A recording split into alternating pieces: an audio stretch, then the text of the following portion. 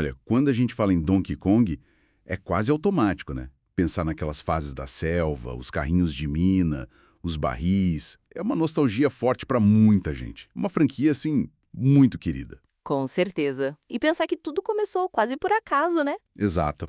Hoje a gente vai fazer um mergulho nessa história. Como é que esse gorila meio teimoso virou um ícone global?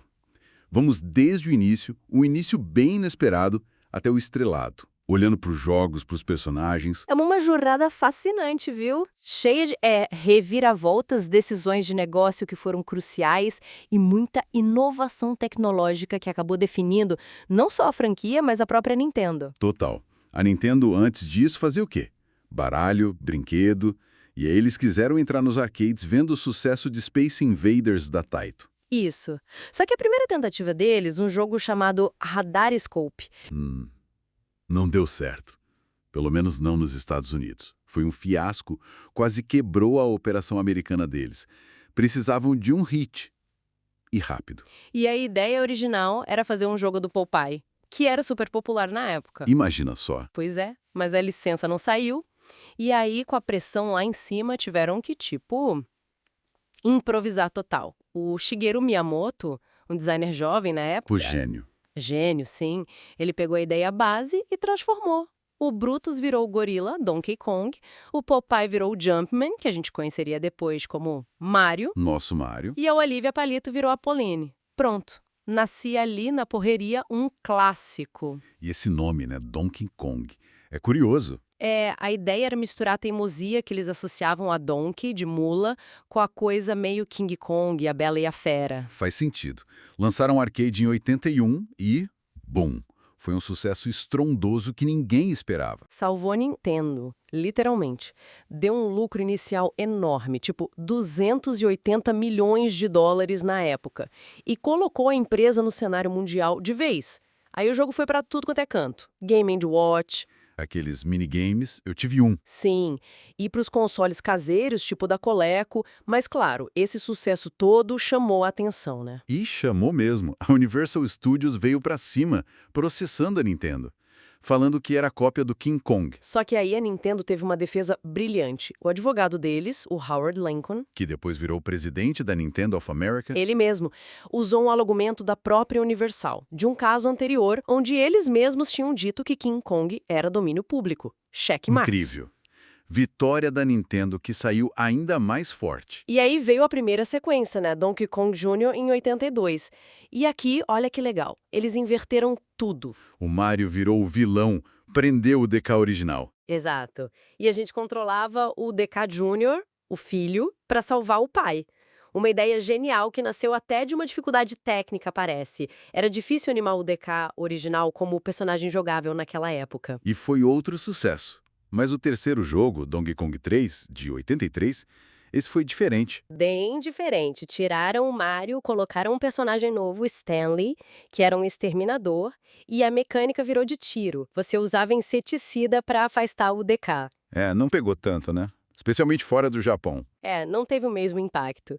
E isso foi bem na época do crash dos videogames de 83, aquela crise gigante no mercado americano, com muito jogo ruim saturando tudo. Verdade, o DK3 acabou sofrendo com esse contexto. E com o Mario já bombando sozinho, a Nintendo tomou uma decisão estratégica: focar no Mario e deixar a franquia DK meio em espera, por quase uma década, tirando uns jogos educativos meio esquecidos, tipo DK Junior Math, gráficos pré-renderizados, aquela técnica que fazia aparecer 3D no Super Nintendo. Isso, tipo o que fizeram no filme Jurassic Park, sabe? A Rare queria um projeto grande. A Nintendo viu a oportunidade de revitalizar o DK, que estava meio encostado, e deu carta branca para eles.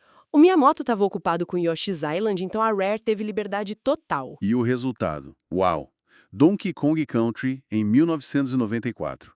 Que jogo! Visualmente era de cair o queixo para a época. E as vendas explodiram. Revitalizou completamente a franquia. Introduziu o Diddy Kong, que virou super popular, e a trilha sonora do David Wise. Icônica, inesquecível. Dizem que para animar o DK eles até estudaram o movimento de cavalo. É uma das curiosidades, sim. O sucesso foi tão grande que abriu as portas para a sequência. Donkey Kong Country 2, Diddy's Kong Quest em 95.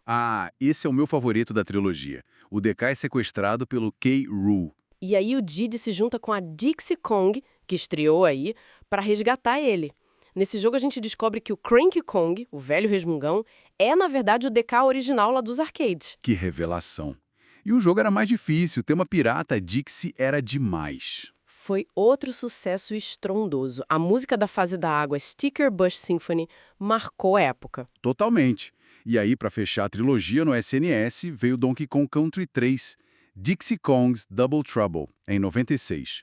Agora com a Dixie e o primo bebê dela, o Kiddy Kong. Esse teve uma recepção um pouco mais morna, né? Vendeu bem, mas menos que os outros. Talvez porque o Nintendo 64 já estava chegando, roubando os holofotes. Pode ser. E algumas pessoas acharam o jogo meio infantilizado, talvez. O Kiddy Kong não foi tão bem recebido quanto a Dixie. Ele é um personagem que divide opiniões, e claramente o foco da Nintendo e da própria Rare já estava migrando para o N64. Mas olha só que jornada, né? De um tapa-buraco de última hora para um ícone global. Aí quase some e depois volta com tudo, e inventado. Uma evolução constante. Exatamente. E quando a gente conhece essa história toda, jogar qualquer um desses títulos ganha outra camada, sabe? Você percebe a criatividade que nasceu da necessidade, os riscos que eles correram, como os personagens evoluíram. É verdade. E fica aquela pulga atrás da orelha, né? Pensando lá no começo. O DK original era o vilão, o teimoso, e o Jumpman Mario era o herói. Uhum. Aí, logo depois, o DK atual, que era o Júnior, teve que salvar o pai do Mario. Como será que essa dinâmica inicial, essa rivalidade lá da origem, influencia a nossa percepção da relação deles dois em todos os outros jogos que eles aparecem juntos, hein? Fica aí para pensar.